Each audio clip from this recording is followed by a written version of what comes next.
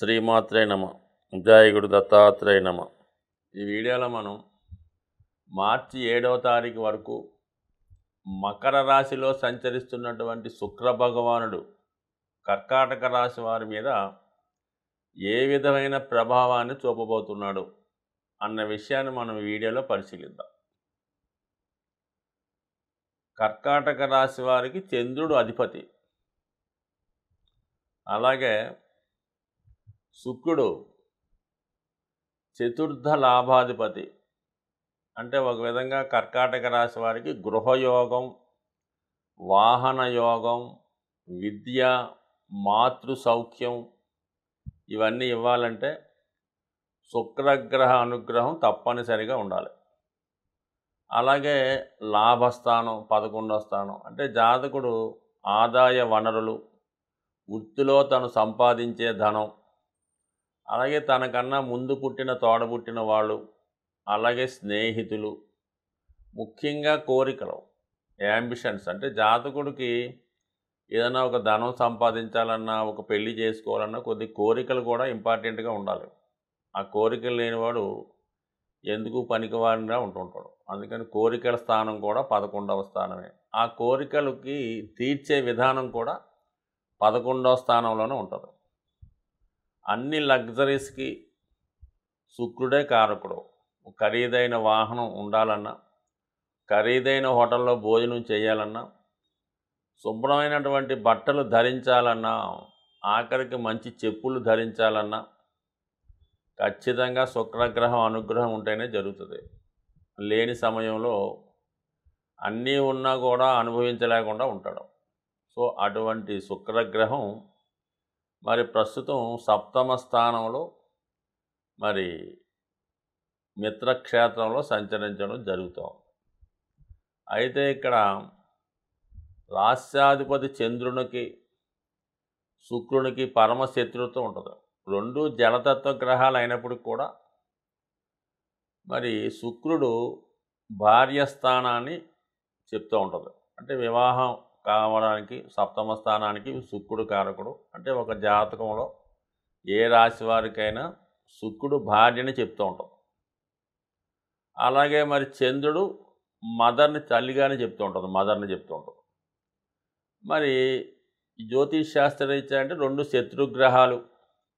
ఆ కారణం వల్ల ఏంటంటే జాతకుడికి ఈ రెండు గ్రహాలు కలిసి ఉంటే, ఏవి చంద్రుడు శుక్రుడు కలిసి ఉంటే మరి ఆ జాతకుడికి భార్యకి తల్లిగారికి పడకపోవడం, ఎప్పుడూ కొట్లాటలు జరుగుతూ జాతకుడికి మనశ్శాంతి ఉండదు.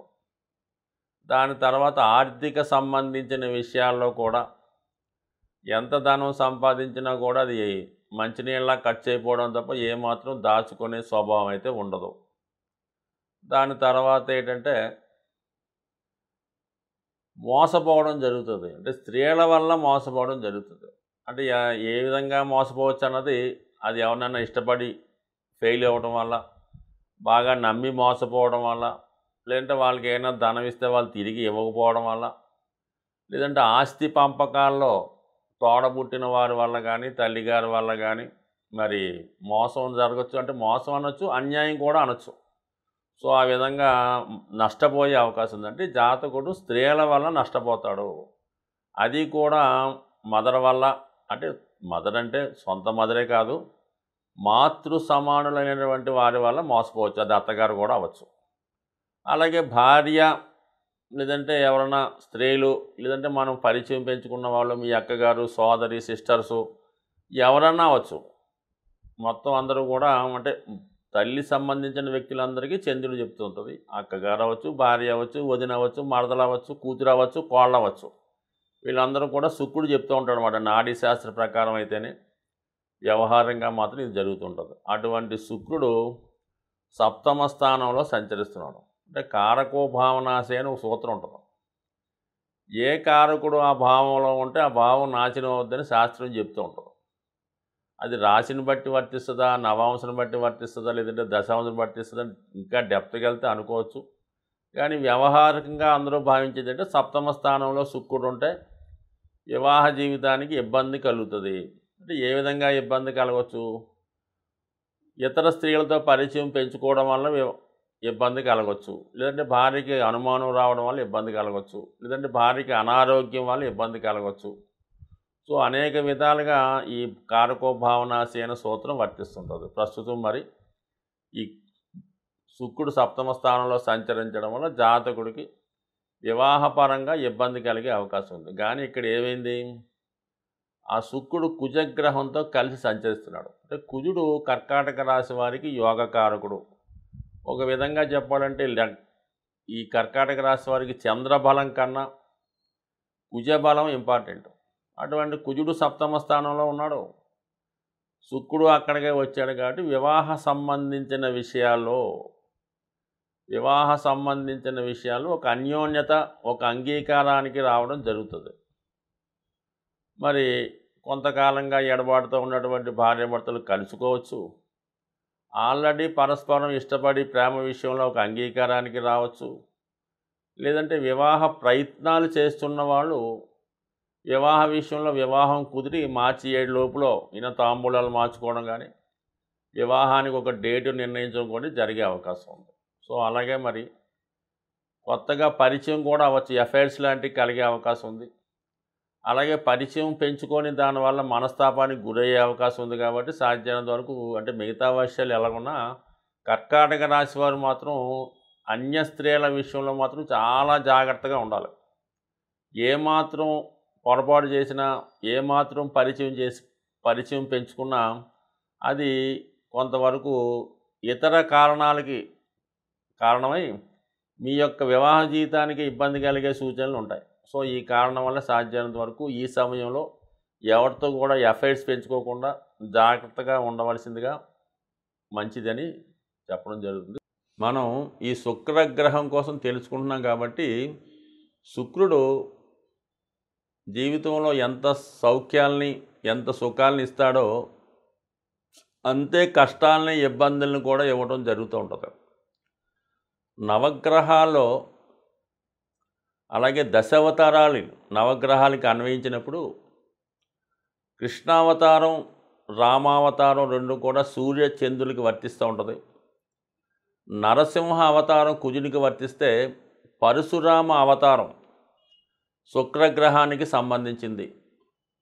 పరశురాముడి యొక్క జీవిత చరిత్ర తెలుసుకున్న, అతని వ్యక్తిత్వం తెలుసుకున్న, అతను ఎంత గొప్ప వీరుడు, అలాగే ఎంత కోపిష్టి అన్న విషయాన్ని మనకు అర్థమవుతుంది. సో ఆ విధంగానే శుక్రగ్రహం కూడా ఎంత కోపానికి కూడా కారణమవుతుంటాడు, ఏమాత్రం అన్యాయాన్ని కూడా సహించలేకపోతుంటాడు.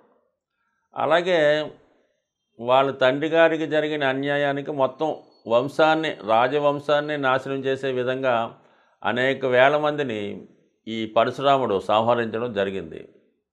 సో ఆ విధంగానే కాకుండా మళ్ళా చనిపోయిన వాళ్ళని బ్రతికించగలిగే మృత సంజీవిని విద్య కూడా ఈ శుక్రగ్రహానికి రావడం జరుగుతూ ఉంటుంది. సో ఈ కారణం వల్ల ఒకరిని సంహరించాలన్నా, చనిపోయిన వాళ్ళని బతికించాలన్నా కూడా ఈ శుక్రగ్రహానికి అంత శక్తి ఉంటుందన్నమాట. జాతకంలో శుక్రగ్రహం బలంగా ఉంటే వాళ్ళ ఆయుష్ బాగుంటుంది.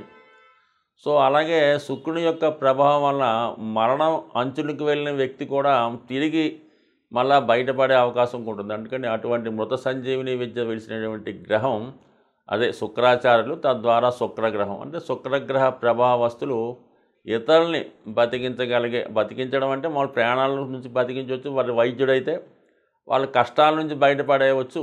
సో ఏదన్నా శుక్రుడికి అంత శక్తి ఉంటుంది. అటువంటి శుక్రగ్రహం మరి ఇప్పుడు మనకి మకర రాశిలో మిత్రక్షేత్రంలో సంచరించడం వల్ల అంటే శుక్రుడే వివాహకారకుడు.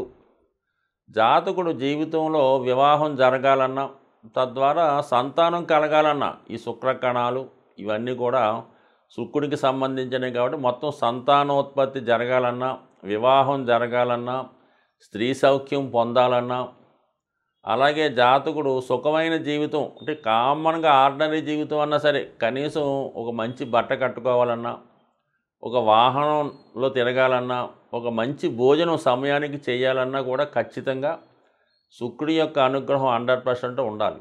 శుక్రుడు బలహీనమైనప్పుడు, శుక్రుడు చెడు గ్రహాలతో కలిసిన ఖచ్చితంగా మరి ఈ శుక్రగ్రహానికి లక్ష్మీదేవి అధిదేవత అవటం వల్ల మరి శుక్రుడు బలహీనమైతే లక్ష్మి యొక్క అనుగ్రహం కూడా చాలా తక్కువగా ఉంటుంది. మరి ఈ జ్యోతిష్ శాస్త్ర ప్రకారం ఈ బుధుడు అలాగే శుక్రుడు కూడా సూర్యగ్రహానికి అటు ఇటుగా దగ్గరగానే సంచరిస్తూ ఉంటారు. మరి శుక్రుడు విష్ణుమూర్తి అవతారంగా మనం భావిస్తే సూర్యభగవానుడు విష్ణుమూర్తి అవతారంగా భావిస్తే మరి శుక్రగ్రహం భూదేవిగాను బుధుడు శ్రీదేవిగాను వచ్చే అవకాశం ఉంది. అంటే మొత్తం మీద అటు ఇటు అనుకుందాం. ఏదన్నా శుక్రగ్రహం బలంగా ఉంటేనే లక్ష్మీ అమ్మవారి యొక్క అనుగ్రహం కలుగుతూ ఉంటుంది. అలాగే ఈ శుక్రగ్రహ అనుగ్రహం కోసం మీరు కంపల్సరీగా లక్ష్మీ అష్టోత్తరాన్ని కానీ లక్ష్మీ స్తోత్రాన్ని కానీ కనకదార స్తోత్రాన్ని కానీ చదవవలసి ఉంటుంది. అలాగే శుక్రుడు యొక్క ప్రస్తుతం శుక్రగ్రహం ఈ కుజగ్రహంతో కలిసి సంచరించడం వల్ల కంపల్సరీగా జాతకుడు మరి శుక్రుడు యొక్క నిజమైన క్వాలిటీస్ని పోగొట్టుకునే అవకాశం ఉంటుంది. అంటే సౌఖ్యానికి బదులు వేరే విధంగా జీవితాన్ని అనుభవించే ఆలోచనలు రావడం జరుగుతుంటాయి. కాబట్టి మరి ఈ సమయంలో ఇటువంటి వాటి నుంచి బయటపడాలంటే మరి ఈ నెలలో ఇదే నెలలో ఈ గ్రహాల కలయిక ఉంది కాబట్టి 28 ఫిబ్రవరి తారీఖున వస్తున్నటువంటి సంకటహర చతుర్థి రోజు ఖచ్చితంగా 12 రాసుల వారు కూడా ఆ రోజు విధి విధానంగా విఘ్నేశ్వరుడు ఆలయం దర్శించి అక్కడ జరుగుతున్నటువంటి హోమంలో కానీ అభిషేకంలో కానీ పాల్గొని సాయంకాలం దాకా నియమంగా ఉండి సాయంకాలం భోజనం చేయడం వల్ల వీలైతే ఆ రోజు సంకటనాశన గణేష్ స్తోత్రం చదువుకోవడం, విఘ్నేశ్వరుని గరికతో అర్చించడం, లేదా ఉండ్రాళ్లతో పూజించడం, లేదంటే హోమంలో పాల్గొనడం చేసుకోవడం వల్ల ఈ శుక్ర కుజులు కలిసి ఉండే దోషాన్ని మరి ఈ సంకటహర చతుర్థి పోగొట్టుకొని శుక్రుని యొక్క సంపూర్ణ ఫలితాలు లక్ష్మీ అమ్మవారి అనుగ్రహంతో పొందే అవకాశం ఉంటుంది. స్వస్తి.